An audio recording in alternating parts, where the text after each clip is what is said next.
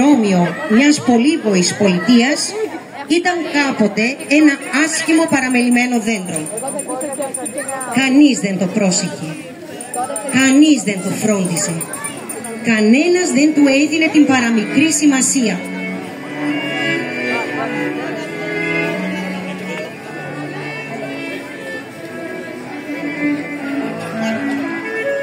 Τα φύλλα του είχαν μαραζώσει, είχαν πέσει από καιρό και είχε απομείνει γυμνό, σκονισμένο και καχεκτικό. Ποτέ του δεν είχε γνωρίσει τη δάσος τη δροσιά. Δεν είχαν και λαϊδίσει ποτέ στα φύλλα του πουλιά. Με δυσκολία να το άγγιζε που και που κάποια πονετική ηλιακτίδα που γλιστρούσε στα κρυφά ανάμεσα στις μουντές και άχαρες πολυκατοικίες που το περιστήχιζαν.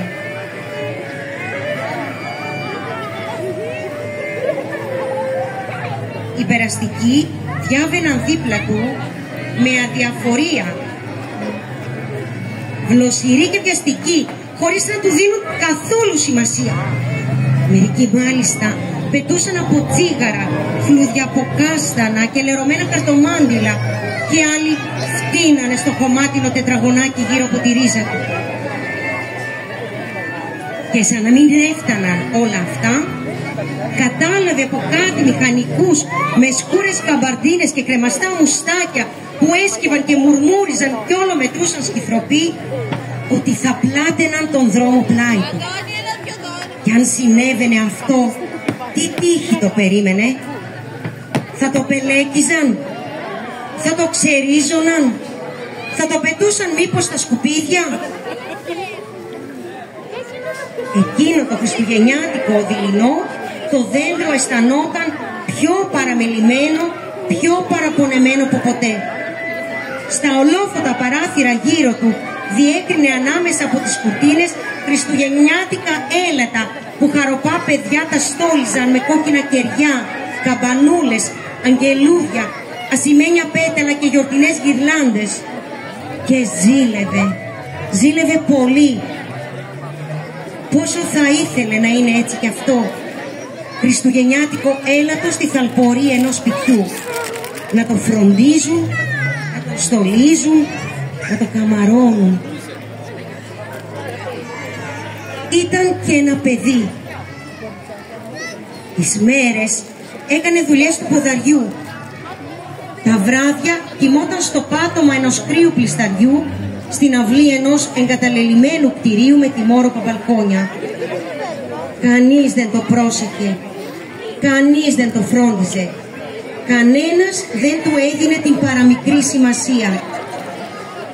Τα μάγουλά του είχαν χλωμιάσει, τα χέρια του είχαν ροζιάσει, τα μάτια του είχαν γεμίσει θλίψη.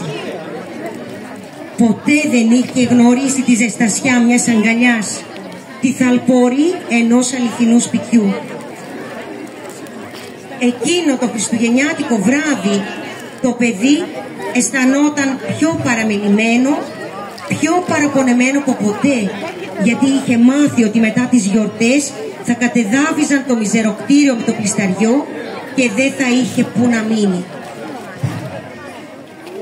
Τυλιγμένο στο τριμμένο παλτό του, κοιτούσε από τα φωτισμένα παράθυρα τα λαμπερά σαλόνια με τα γκί και τα μπαλόνια, τις φρουτιέρες με τα ρόδια και τα χρυσωμένα κουκουνάρια, έβλεπε γελαστά αγόρια και κορίτσια να κρεμούν στα χριστουγεννιάτικα δέντρα πλουμίδια στραφτερά και ζήλευε πολύ.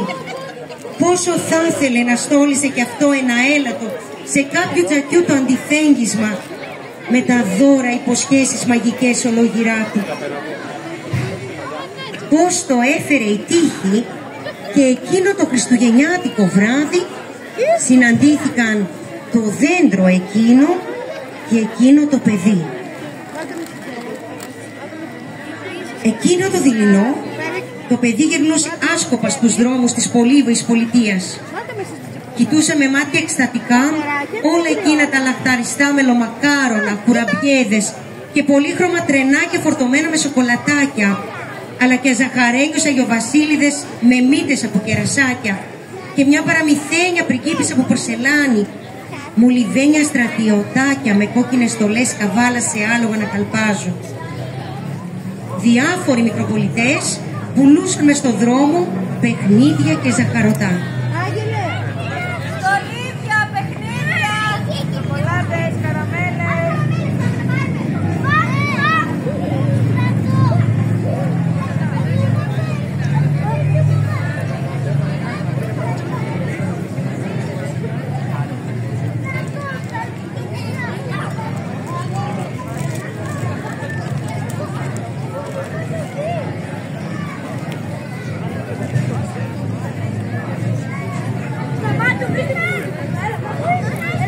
Έτσι όπως χάζευε τα άλλα παιδιά να ψωνίσουν, άπλωσε το χεράκι του με λαχτάρα να πάρει και εκείνο μια καραμέλα. Ο μικροπολιτής όμως το έσπρωξε θυμωμένα.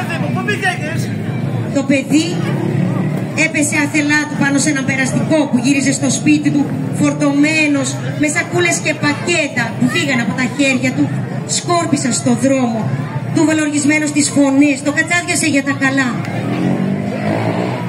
Το παιδί το έβαλε στα πόδια, κατηφόρησε παραπατώντας ένα σοκάκι με μια υπαίθρια αγορά, έστριψε ένα-δυο στενά και βρέθηκε στο δρόμο με το παραμελημένο δέντρο.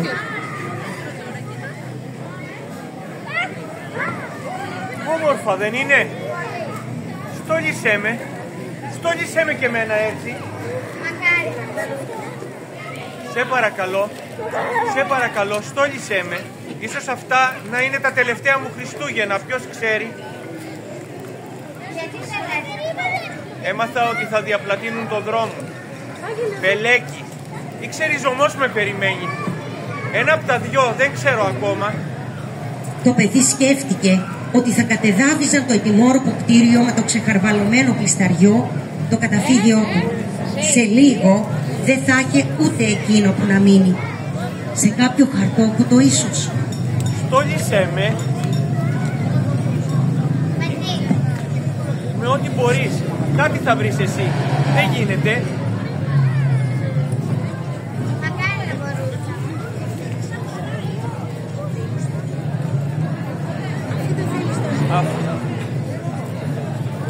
Πήρε τότε το μάτι του παιδιού κάτι να στράφει.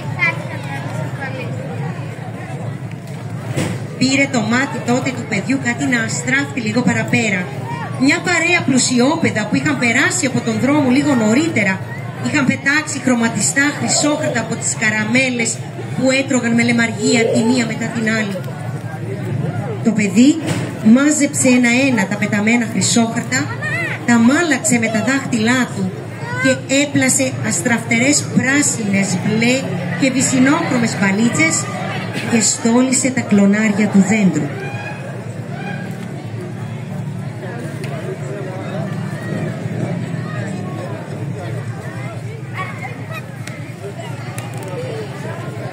Τι όμορφο που με έκανες. Όσο πάω γίνομαι και πιο όμορφο. Λίγο πιο κάτω το παιδί βρήκε μερικές χρωματιστές κορδέλες που είχαν πέσει από τους μικροπολιτές και στόλισε με αυτές το δέντρο.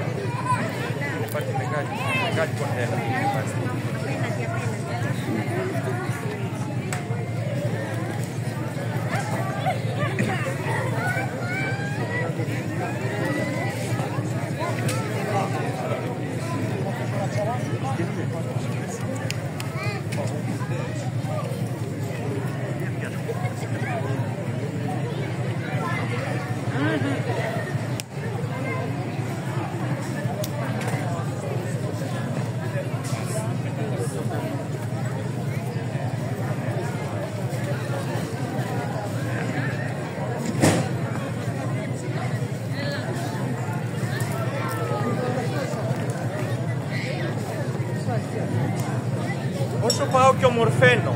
Σίγουρα ομορφαίνω.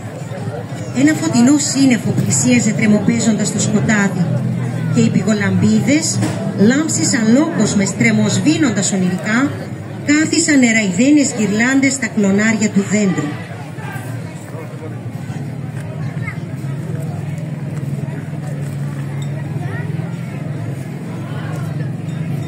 Το παιδί σήκωσε τα μάτια του στο δέντρο που είχαν στολίσει τα παιδιά και είδε στην κορφή του το πιο λαμπερό αστέρι που είχε δει ποτέ του. Σηκώθηκε στις μύτες των ποδιών του, το κράτησε στα χέρια του και το ακούμπησε απαλά στην κορφή του δικού του δέντρου. Και ήταν τώρα πράγματι όμορφο το δέντρο λουσμένο στο φεγγαρόφωτο, με τα χρυσαφένια μπαλάκια να στραφταλίζουν, τις κορδέλες να σιγοτρέμουν, τις πηγολαμπίδες να αναβοσβήνουν και το πεφταστέρι να ανασένει χρυσαφένιο φως στην κορφή του. Με έκανες πολύ όμορφο. Σε ευχαριστώ πολύ. Μακάρι να μπορούσα να κάνω ένα δώρο κι εγώ για σένα. Μπορεί, άσε με να κάτω λίγο στη ρίζα του. Νιώθω τόσο μα τόσο πειρασμένη που αμάρια δεν έχω πολεμήσει. Αμέ, κάθισε στη ρίζα μου. Κάθισε όσο θέλεις. Και εγώ θα κάνω μια πολύ όμορφη ευχή για σένα. Το παιδί σήκωσε το γιακά, τυλίχτηκε στο παλτό του, στο παλιό του πανοφόρι, κάθισε στο χιονοσκέπαστο πεζοδρόμιο, αγκάλιασε το κορμί του δέντρου και σφίχτηκε όσο μπορούσε πιο κοντά του. Το χιόνι έπεφτε γύρω του, πάνω του πυκνό. Όλο του το σώμα έτρεμε, τα χέρια του είχαν μουδιάσει, τα δόντια του χτυπούσαν. Έκλεισε τα μάτια για να τα προστατέψει από τις τρυπές του χιονιού, όταν ξαφνικά, τι παράξενο, άκουσε εκείνον τον ήχο τον χαρμόσυνο, κουδουνάκια μιας κουστοδίας. Ένα μαστίγιο ακούστηκε να κροταλίζει, άλογα να καλπάζουν ρυθμικά. Άνοιξε τα μάτια του, απίστευτο, στα μελανιασμένα χείλη του άνθησε ένα χαμόγελο. Από βάθος του δρόμου, θαμπά στην αρχή, αλλά όλο και πιο ξεκάθαρα την είδε. Είδε την παραμυθένια κουστοδία με τα σημαίνια κουδουνάκια να πλησιάζει φορτωμένη δώρα. Την οδηγούσε ένας ροδομάγουλος γέροντας με γούνινο σκούφο, κόκκινη μύτη και πυκνή κυματιστή γενιάδα.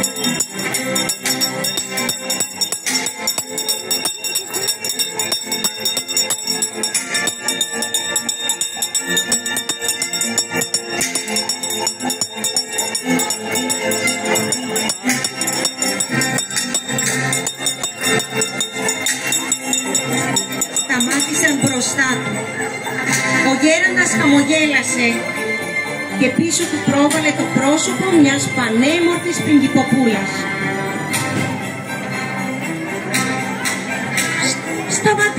Σταματήστε! Τι όμορφο δέντρο!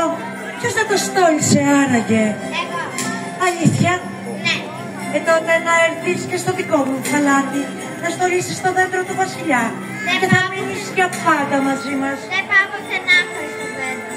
Τότε ελάτε και οι δύο μαζί μου. Πάμε. Όλα τα κτίρια, όλα τα φανάρια, όλες οι βιτρίνες είχαν εξαφανιστεί. Ο Αϊβασίλης σήμανε τα κουδουνάκια του και όλοι τους χάθηκαν στο βάθος μιας χιονισμένης στέπας. Το χιόνι που συνέχισε ολοένα να πέφτει πιο πυκνό, έσβησε σχεδόν αμέσως στα ίχνη τους. Λένε οι παλιοί ότι το πεζοδρόμιο εκείνο ήταν κάποτε κάπως πιο φαρδί, ότι φύτρωνε κάποτε κάποιο δέντρο εκεί. Διηγούνται επίσης οι παλιοί ότι ένα χριστουγεννιάτικο πρωινό βρήκαν στη ρίζα του δέντρου ξεπαγιασμένο ένα παιδί, σκεπασμένο από το χιόνι, τυλιγμένο με ένα τριμμένο παλτό και ένα χαμόγελο ευτυχίας ζωγραφισμένο στα χείλη του. Λένε ακόμα ότι από τότε κάθε παραμονή Χριστουγέννων γύρω στα μεσάνυχτα κάτι παράξενο συμβαίνει, κάτι που κανένας δεν μπορεί να τα εξηγήσει. Ένα σμάρι πηγολαμπίδες τριγυρνούν επίμονα τρεμοσβήνοντας σε εκείνο το σημείο, λες και κάτι αναζητούν. λες και περιμένουν να θυμηθούν κάτι, και ότι ένας αναπάντεχος άνεμος παίρνει ποιος ξέρει από πού κορδέλες και χρυσόχαρτα στραφτερά, ενώ την ίδια στιγμή ένα υπέροχο πεφταστέρι διαγράφει μια φαντασμαγορική τροχιά και πέφτει στο σημείο ακριβώς εκείνο. Έτσι λένε, ποιος ξέρει.